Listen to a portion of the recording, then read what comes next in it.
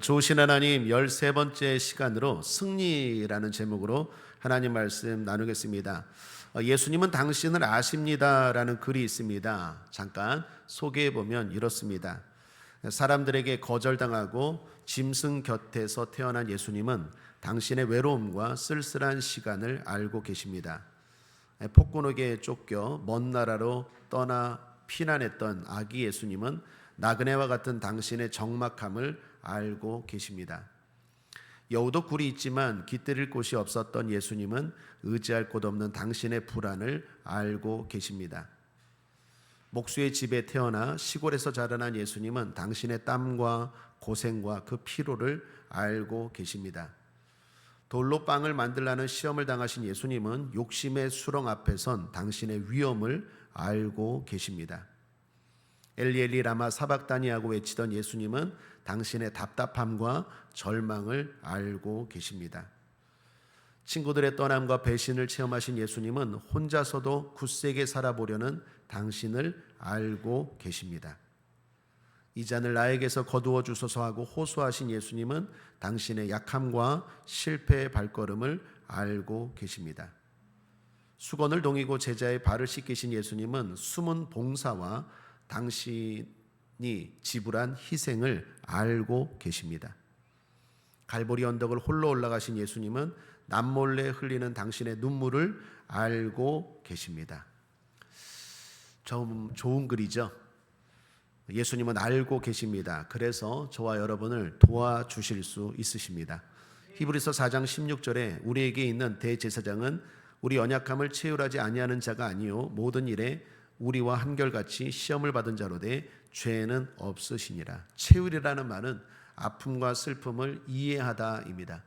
주님은 우리의 아픔과 슬픔 그리고 고통과 괴로움 다 이해하시고 도울 수 있는 분인 줄 믿습니다. 오늘 성경 이야기는 우리가 잘 아는 다윗과 골리앗의 싸움입니다. 불신자도 아는 널리 알려진 재미있는 이야기죠. 그런데 이것은 흥미진진한 이야기를 넘어 아주 중요한 메시지를 담고 있습니다. 성도라면 불신자 정도의 수준을 넘어 이 다윗과 골리앗 이야기가 담고 있는 본뜻을 알아야 하겠습니다. 그게 뭡니까? 주님은 우리의 문제를 해결하시고 승리를 주시는 분이다라는 것입니다. 결론부터 말합니다. 여러분 승리하십시오.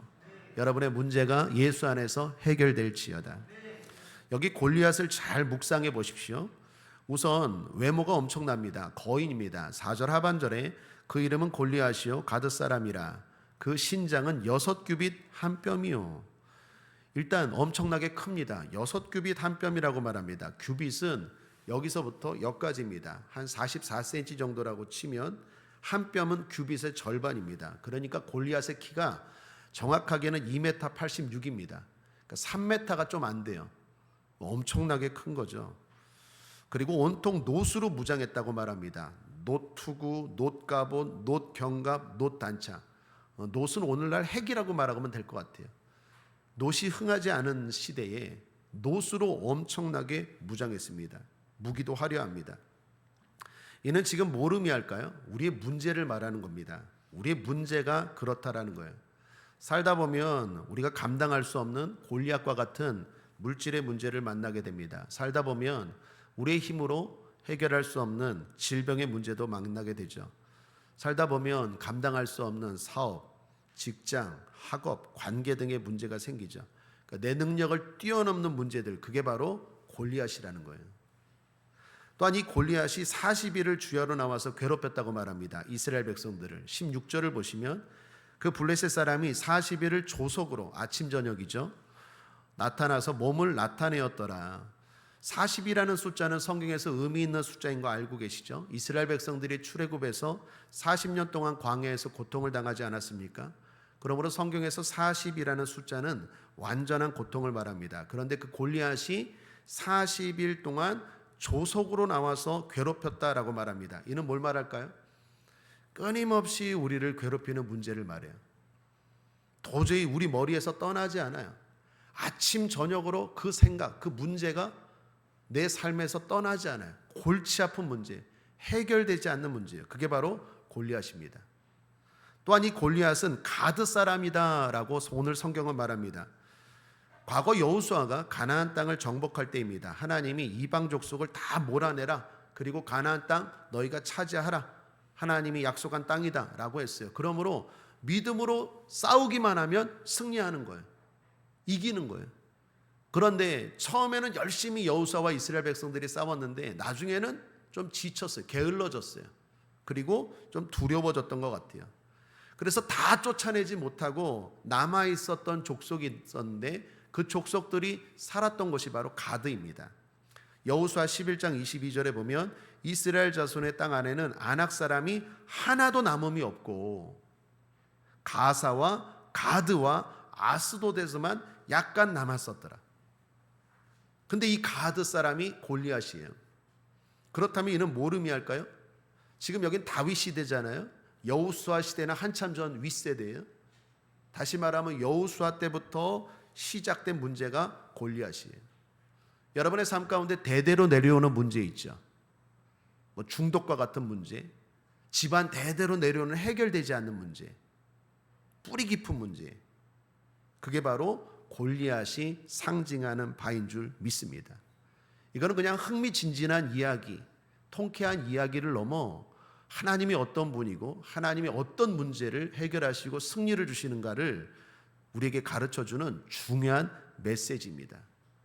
그러므로 오늘 이 시간을 통하여 이 메시지를 잘 알고 승리하는 삶 되시기를 다시 한번 주님의 이름으로 축복합니다. 크고 복잡하고 계속되는 오래된 문제들. 자, 그렇다면 그 문제들을 해결하시는 주님 앞에 우리는 어떻게 해야 될까요? 본문을 중심으로 4가지를 권면합니다. 첫째, 보이는 것에 마음을 빼앗기지 마십시오.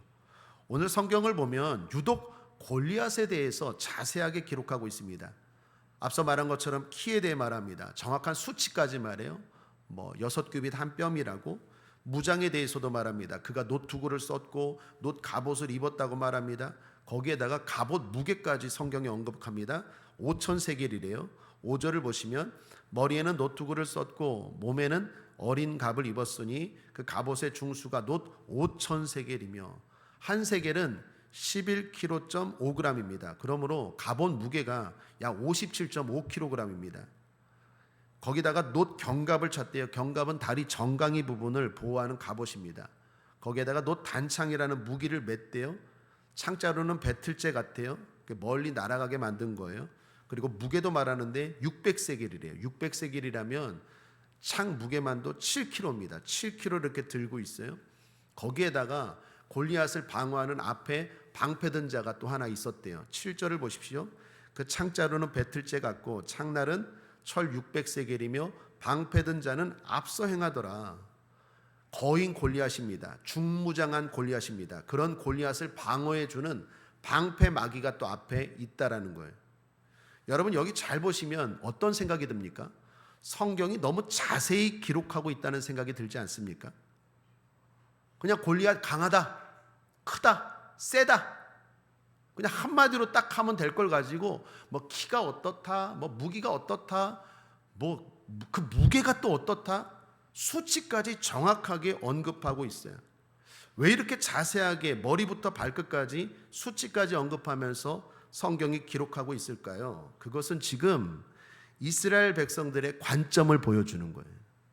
이스라엘 백성들이 문제를 그렇게 뚫어지게 보고 있다라는 거예요.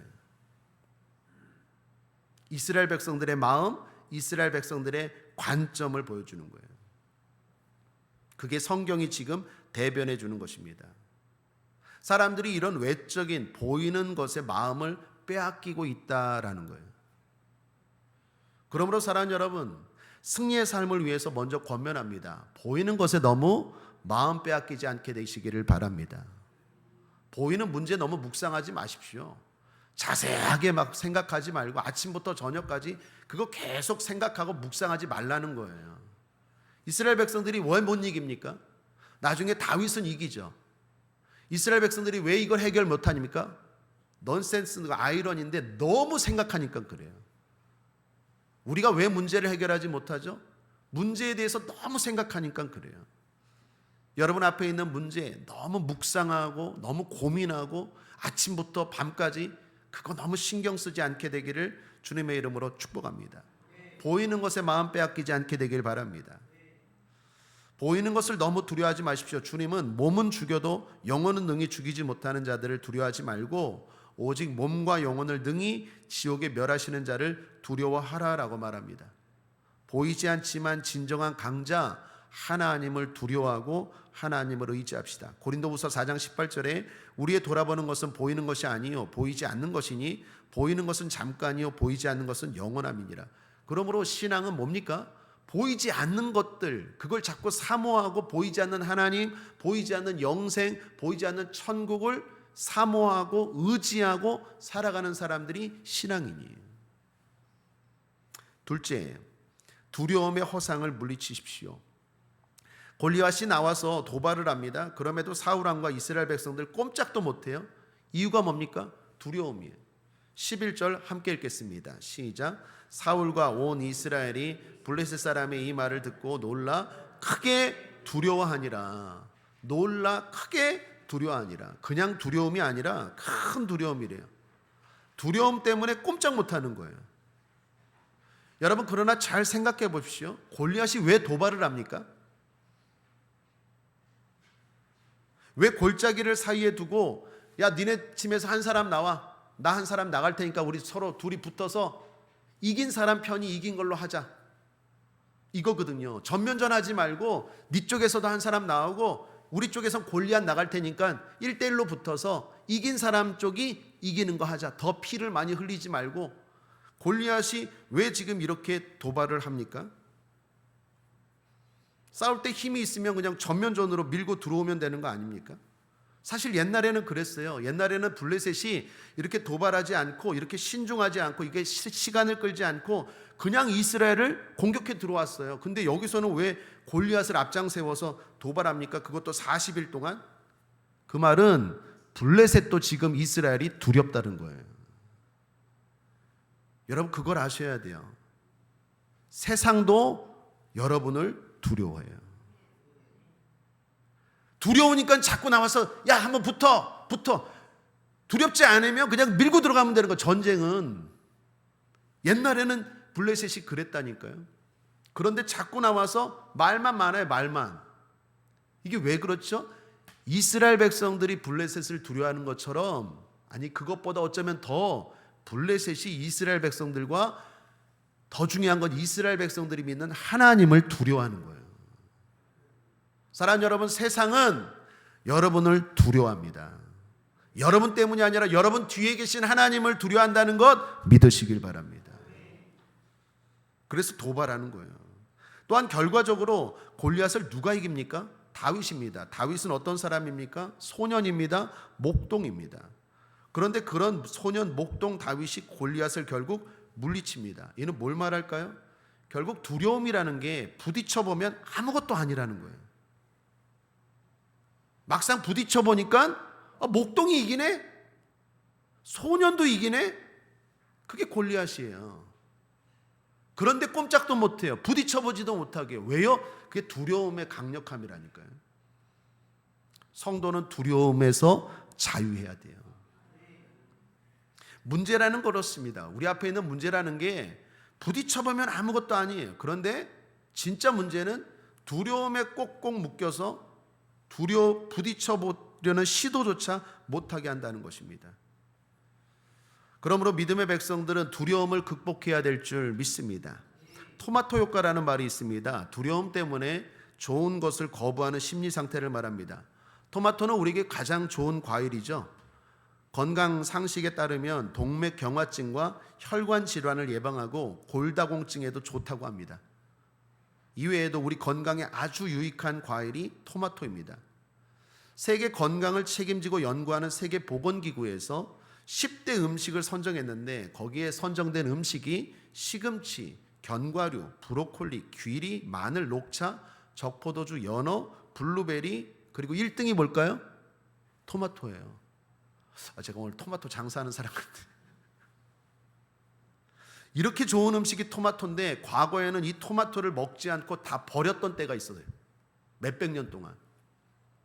이유가 뭘까요? 근거 없는 두려움 때문에. 여러분 토마토를 보면 어떻습니까? 빨갛죠.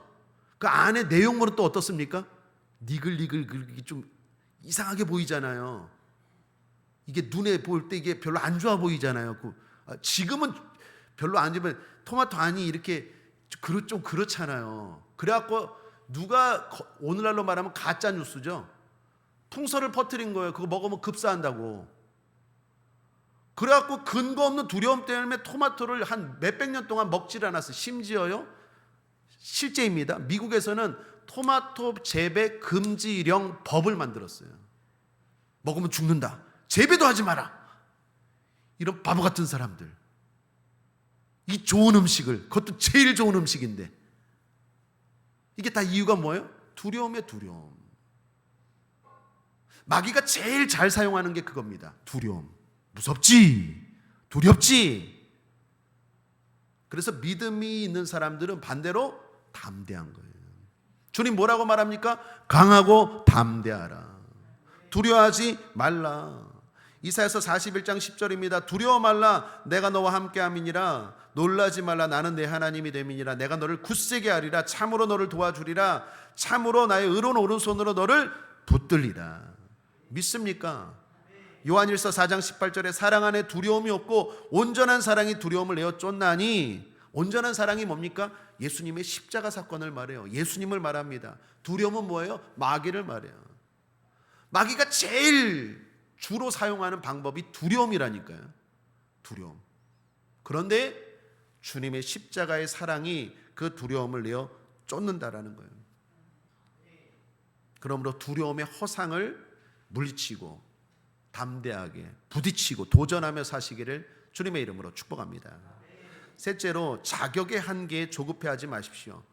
다윗이 골리앗을 물리쳤습니다. 그런데 원래 다윗은 오늘 전쟁에 참여할 수 있는 자격이 없었어요. 오늘 전쟁에 참여한 사람은 다윗의 형들입니다. 그 중에서도 큰형부터 셋째 형까지예요. 13절 14절 함께 읽어보죠. 시작. 그 장성한 세 아들은 사울을 따라 싸움에 나갔으니 싸움에 나간 세 아들의 이름은 장자 엘리압이요, 그 다음은 아비나답이요, 제3은 삼마며 다윗은 말제라. 다윗의 아버지가 이새라는 사람인데 이새에게는 8아들이 있었어요. 8아들이 있었는데 다윗은 8째예요. 막내라. 막내예요. 첫째 아들, 둘째 아들, 셋째 아들, 엘리압과 아비나답과 삼마, 이 세 명만 전쟁터에 나갔다라는 거예요. 나머지 5명은 다윗을 포함해서 전쟁에 나가지 않았어요. 이유가 뭘까요? 왜 5명의 아들은 전쟁에 못 나갔을까요?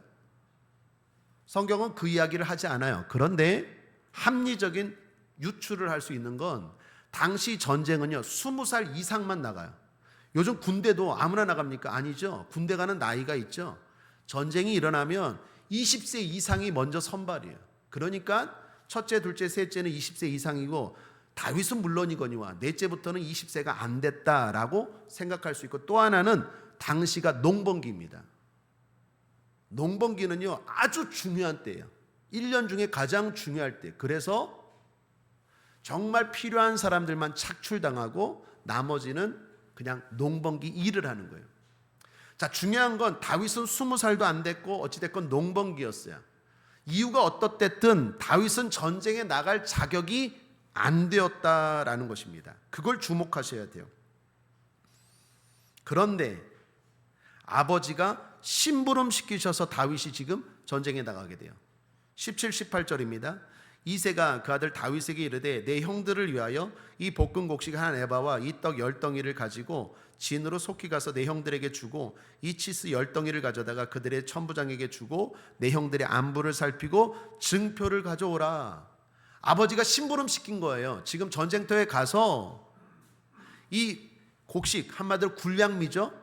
이 군량미를 천부장에게, 그 군대 장군에게 주고, 그리고 너는 그냥 돌아오지 말고 첫째, 둘째, 셋째 형이 잘 있는지, 전쟁에 죽지 않고 다치지 않았는지 살펴보고 안부를 살피고 증표를 가져와라. 심부름 간 거예요. 다윗은 전쟁하러 간 게 아니라 심부름 갔다라는 것입니다. 그런데 심부름이 전쟁에 참여하는 계기가 되고 결과적으로는 골리앗을 물리치는 이유가 되었다라는 것입니다. 자, 주목할 건 누가 이렇게 인도하셨을까요? 하나님입니다. 여러분 생각해 보십시오. 다윗에게는 전쟁에 안 나간 5명의 아들이 있다고 했잖아요. 다윗은 말제예요. 그 위에도 4명의 형이 있잖아요. 그런데 굳이 심부름을 아버지가 막내를 시켰어요. 그것도 전쟁터에. 넷째나 다섯째, 여섯째, 일곱째 시킬 수도 있잖아요. 그리고 마침 다윗이 또 전쟁터에 심부름 나갔는데, 오늘 성경을 읽어볼 때 유독 자세히 읽어본 분들은 아실 텐데 마침이라는 말이 2번 나와요. 다윗이 마침 심부름 갔을 때 골리앗이 꼭 짜고 친 것처럼 그 시간에 딱 나와갖고 하나님을 또 도발하고 있어요. 그걸 다윗이 들은 거예요. 우연치고는 너무 이상하지 않습니까? 성경이 지금 뭘 말합니까? 우연이 아니라 하나님이 인도하신다라는 거예요. 왜요? 자격이 안 돼도 하나님이 기회를 주시면 어떻게 해서든지 주신다라는 거예요. 자격이 안 된다고 너무 열등감에 빠지지 마십시오. 스펙이 부족해서 우리 인생이 안 되는 게 아니라 믿음이 부족해서 안 되는 거예요. 하나님은 언제든지 기회를 주시는 줄 믿습니다. 하나님이 기회를 주시면 막을 자가 없습니다. 자격이 안 돼도 주십니다. 그러므로 중요한 건 뭡니까? 하나님의 인도하심이에요. 그 하나님의 인도하심을 믿고 조급해하지 않는 거예요. 성도가 제일 조심해야 되는 게 조급함입니다. 조급하면 일을 망쳐요. 신앙에서 조급함은 하나님보다 앞서는 거예요. 여러분, 이스라엘 백성들이 출애굽하자마자 제일 먼저 훈련받은 게 뭡니까? 이 조급함 훈련이에요. 그게 바로 구름기둥, 불기둥이죠. 구름기둥이 가면 가고 서면 서고, 불기둥이 가면 가고 서면 서고. 이거 훈련한 거예요. 40년 동안. 이거 훈련 안 돼갖고 가나안 땅 못 들어갔다니까요. 그러므로 신앙인이 제일 먼저 훈련받아야 될 게 뭐냐? 조급함을 물리치는 거예요. 난 빨리 가고 싶어. 더 가고 싶어. 하나님, 내가 인도하는 거야. 여러분, 이스라엘 백성들, 성도들을 동물 중에서 뭐로 비유합니까? 양으로 비유하죠. 양의 특징은 뭡니까? 목자가 인도하는 거예요. 양이 설치다간 큰일 납니다. 이리한테 잡혀요. 사자한테 먹혀요.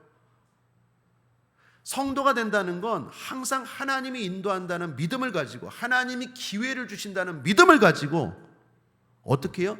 준비하면서 그 인도함을 따라가는 거예요.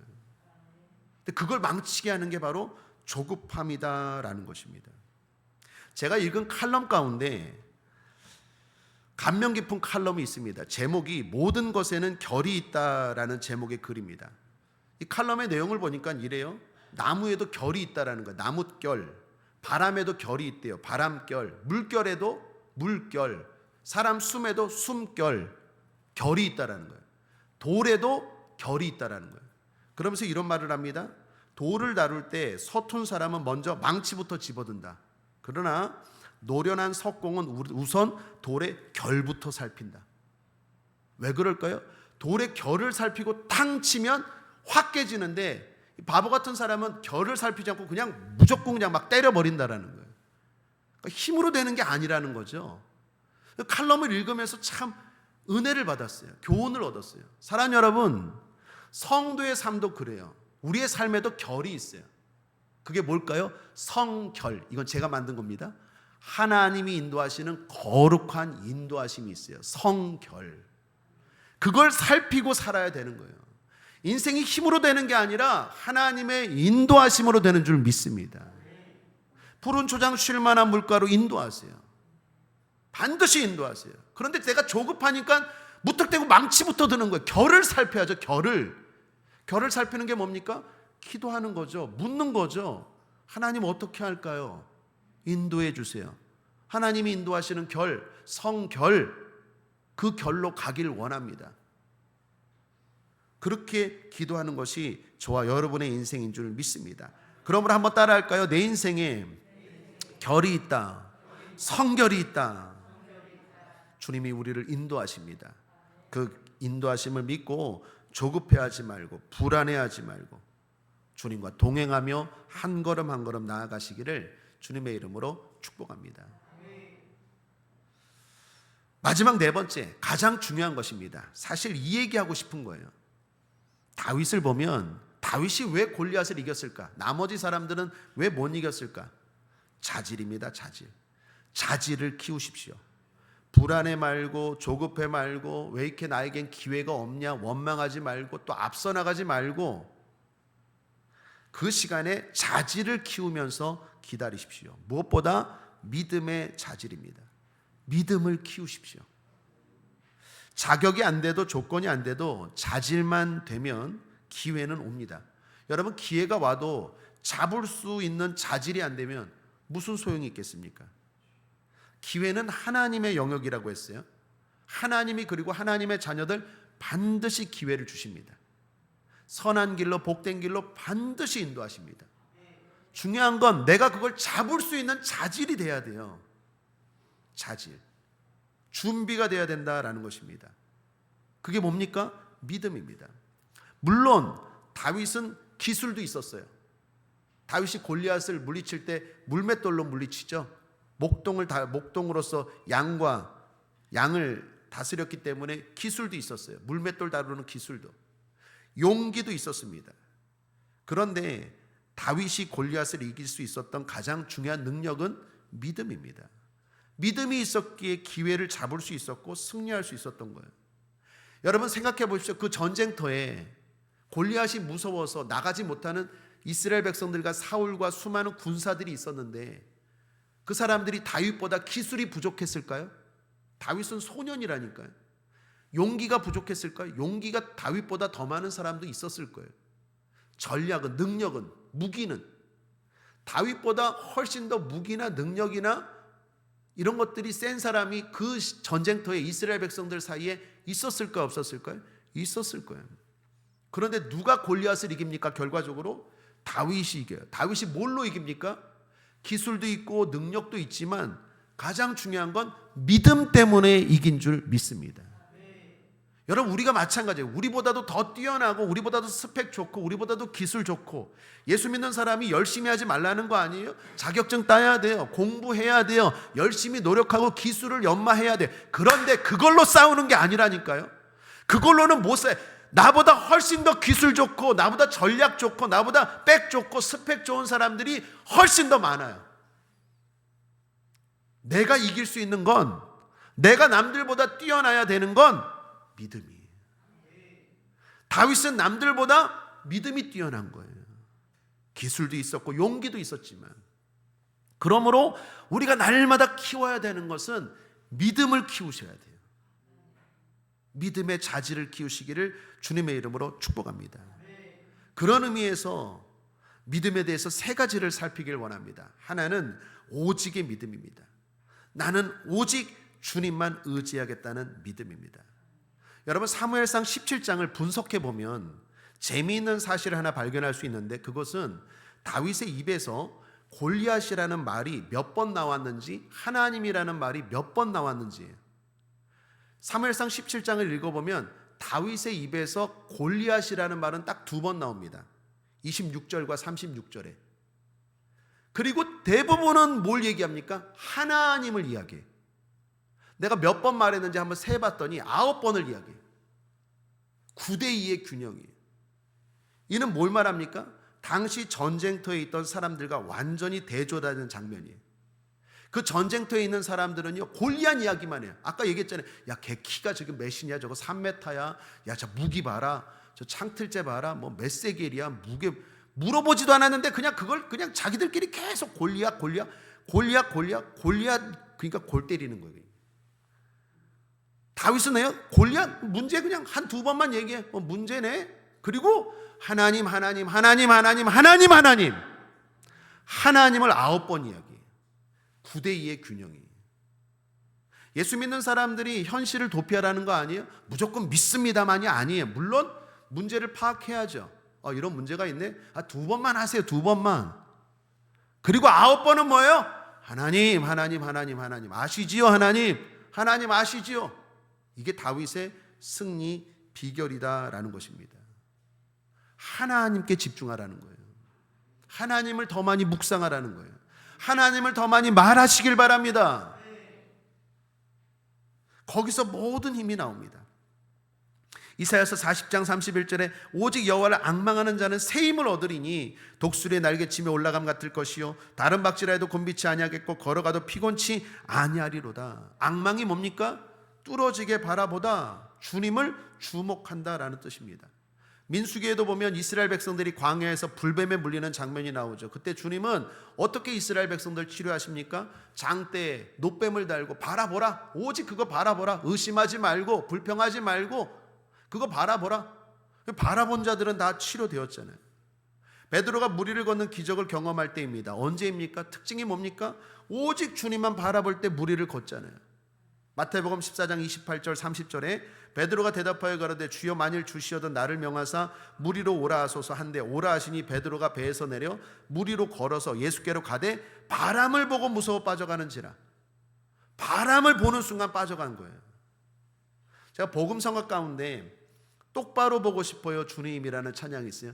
똑바로 보고 싶어요 주님.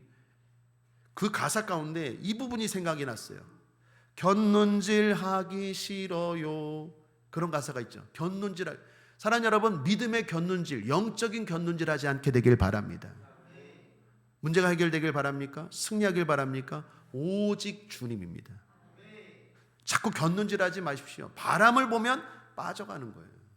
오직 주님만 봤을 때는 베드로가 물 위를 걸어갔다니까요. 문제를 밟고 갔다니까요. 그런데 문제를 바라보는 순간 빠져가는 거예요. 하나님을 바라보셔야 돼요. 그래야 해결돼요. 그래야 승리를 주세요. 과거 인천에 동춘 서커스라는 것이 있었죠. 최근까지 했던 걸로 알고 있는데 거기에서 고개를 하시는 분이 한 TV에서 인터뷰하는 걸 보았습니다. 그때 그 동춘 서커스 고개하시는 분이 기억에 남는 말씀을 하나 하셨어요. 그게 뭐냐? 눈이 가면 몸도 가요. 지금도 잊혀지지 않아요. 인터뷰 질문 기자가 이렇게 물었어요. 아직 그렇게 위험한 고개를 할 때 두렵지 않으세요? 여러분 거기 막 던지고 막 이렇게 막 그네 같은 거 타다가 이렇게 딱 잡고 이러잖아요. 서커스. 무섭지 않아요? 그랬더니 그때 대답이 이거였어요. 상대방을 믿고 오직 상대방만 바라본다는 거예요. 절대 밑이나 다른 걸 보지 않는다는 거예요. 그러면서 하는 말이 눈이 가면 몸도 가요. 이게 완전 메시지 하나님의 음성으로 들렸어요. 한번 따라할까요? 눈이 가면 몸도 가요. 서커스 하는 사람들은 절대로 밑을 안 봐요. 눈이 가면 몸도 가는 거예요. 성도도 마찬가지예요. 문제 적당히 보세요. 적당히 묵상하세요. 하나님을 묵상하셔야 돼요. 말씀을 묵상하셔야 돼요. 눈이 가면 몸도 가요. 내가 하나님을 바라보면 하나님의 능력이 임해요. 내가 문제를 자꾸 바라보면 거기에 빠져가는 거예요. 오직의 믿음을 살피시기를 주님의 이름으로 축복합니다. 재미있는 말 가운데 짜장면 이야기를 들었습니다. 여러분 짜장면이 제일 맛없을 때가 언제인지 아십니까? 배부를 때 아니라고 해요. 배불러도 짜장면 들어갈 배는 따로 있다고 합니다. 면이 퉁퉁 불었을 때 아니라고 합니다. 면이 퉁퉁 불었어도 짜장면은 짜장면입니다. 그래도 맛있대요. 가위로 잘라 먹을 때 가위로 잘라 먹는데 왜 짜장면이 맛없지? 가위로 잘라 먹어도 짜장면은 맛있어요. 그러면 짜장면이 맛없을 때가 언제일까요? 짜장면 먹으면서 짬뽕 생각할 때. 짜장면 먹으면서 짬뽕 생각하면 짜장면이 맛없는 거예요. 내가 잘못 시켰다. 짬뽕을 시켰어야 되는데 옆에 저 사람 짬뽕을 너무 맛있게 먹어. 그때 짜장면이 제일 맛없는 거예요. 신앙의 맛, 신앙의 힘이 떨어질 때가 언제인 줄 아세요? 하나님 바라보면서 딴 거 생각할 때. 그때 힘이 떨어지는 거예요. 예배 드리면서 드라마 생각할 때, 예배 드리면서 딴 거 생각할 때, 그때 힘이 떨어지는 거예요. 오직의 믿음 놓치지 않게 되기를 거듭 주님의 이름으로 축복합니다. 둘째는 말씀의 믿음입니다. 즉 말씀을 굳건하게 신뢰하는 믿음입니다. 자, 다윗이 골리앗을 이겼습니다. 그런데 무기가 뭡니까? 한 글자로 뭘로 이겼습니까? 그렇죠, 돌로 이겼죠. 왜 돌일까요? 못, 창, 칼 아니고 왜 돌일까요?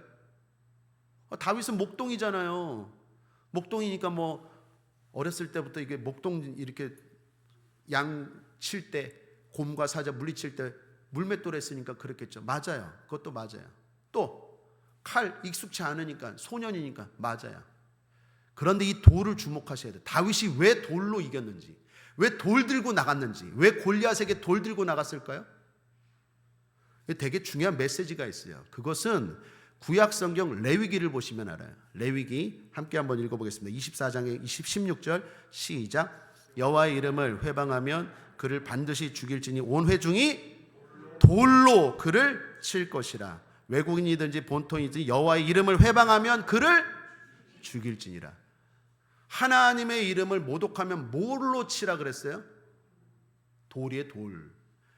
골리앗이 40일 동안 나와서 한 게 뭐예요? 하나님을 욕되게 했잖아요. 니들이 하나님을 믿어? 네가 하나님의 백성이라며? 하나님이 어디 있어? 하나님의 이름을 회방했잖아요. 그러니까 다윗이 어떻게, 저거 하나님의 이름을 모독하네? 하나님 말씀에 저런 애들은 돌로 치랬는데 짱돌 어디 있어? 짱돌 갖고 나간 거예요. 이게 뭘 말합니까? 다윗이 얼마나 말씀에 대해서 순수하고 철저했는지를 보여주는 거예요. 사랑 여러분, 저 여러분은 말씀을 믿습니다. 그런데 얼마나 정확하게 그 말씀대로 삽니까? 11조 드려요. 그런데 얼마나 온전하게 드립니까? 예배 드려요. 그런데 얼마나 온전하게 드립니까? 말씀대로 드립니까? 온전한 게 중요한 거예요. 많이가 아니에요. 온전한 게 중요하다니까요.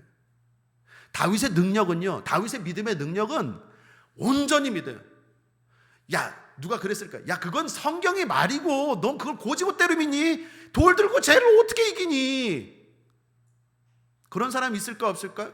있죠. 너 바보니? 너 진짜 어리석다. 너무 순수하다 못해 너 무지하다. 야, 그 성경이지. 그거는 옛날 얘기지.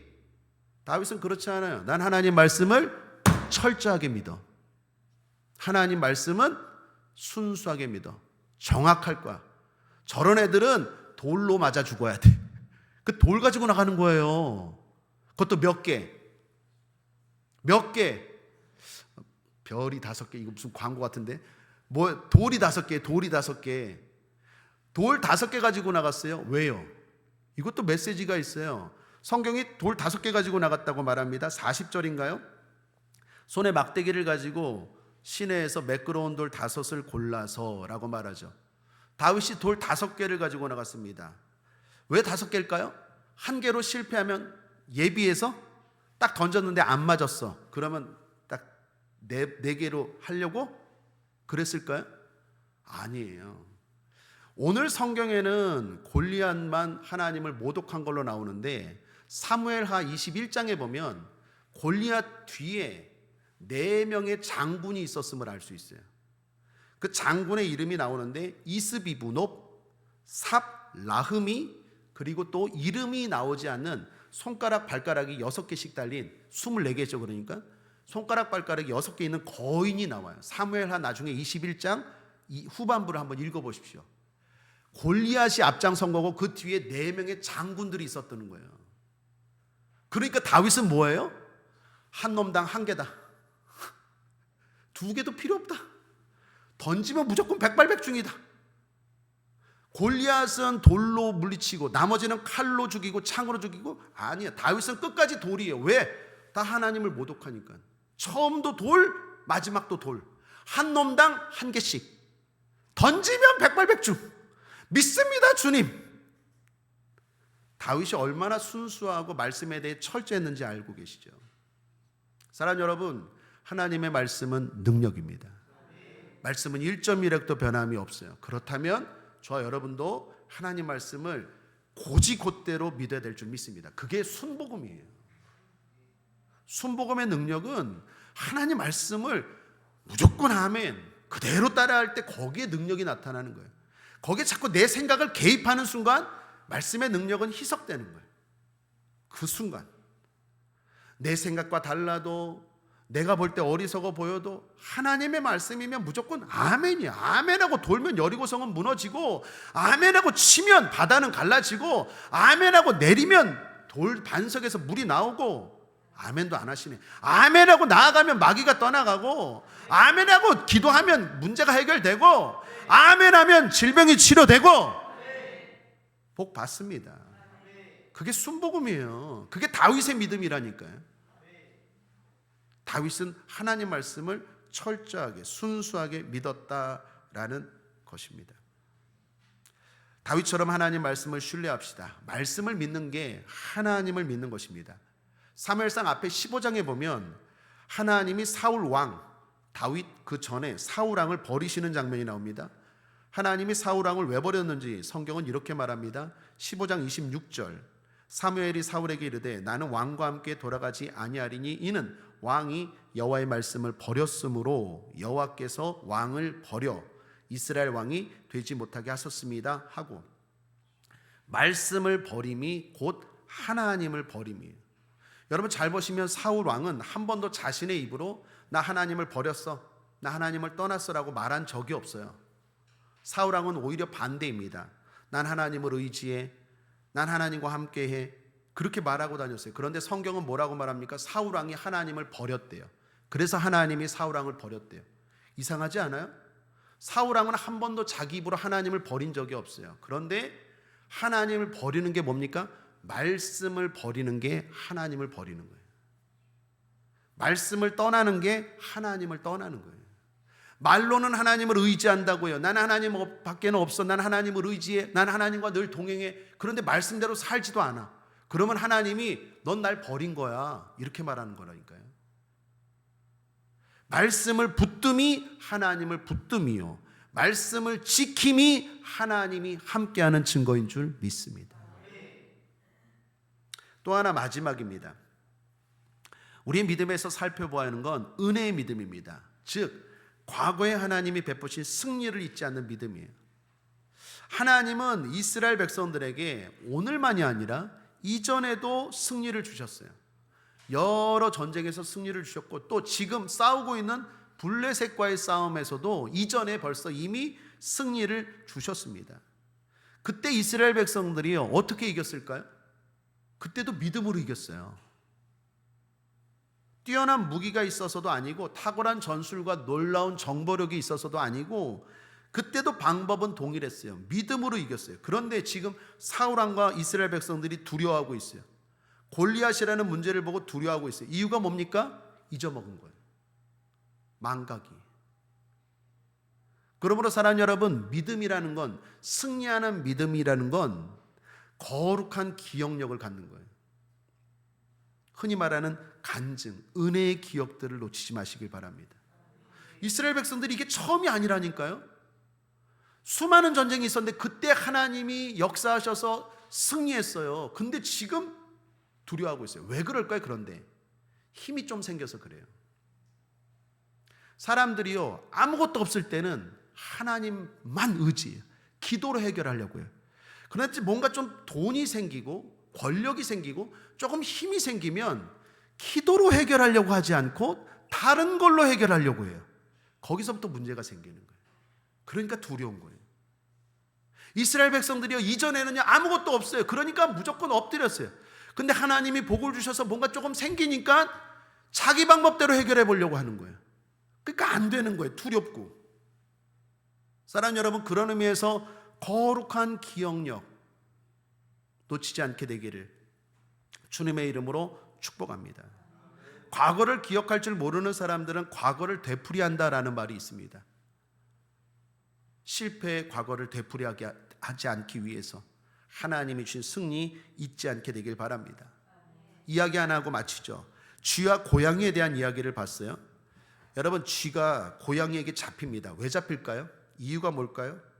흔히 쥐가 고양이보다 스피드가 느려서라고 생각하는데 아니래요. 쥐가 훨씬 빨라요. 고양이보다. 달리기 시합하면 쥐가 고양이보다 몇 배나 더 빠르대요. 후다닥 후다닥. 생각만 해도 그런데 하여튼 쥐가 엄청 빨라요. 고양이보다. 근데 쥐가 왜 고양이한테 잡힐까요? 쥐구멍으로 싹 들어갔는데 금방 까먹는데, 내가 여기 왜 들어왔지? 내가 왜 들어왔지? 여기 왜 도망쳤지? 그 쥐구멍에 들어갔다가 그 5분도 못 돼서 다시 이렇게 나오다가 고양이가 기다렸다가 요놈 하고 잡는 거래요. 기억력 망각 때문에 잡히는 거래요. 그 쥐가. 사랑하는 여러분, 저 여러분에게는 망각의 실수가, 망각의 허물이 없게 되길 바랍니다.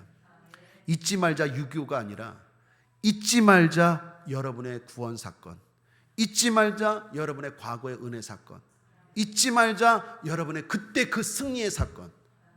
잊지 마십시오. 잊으면 자꾸 마귀 고양이한테 잡혀요.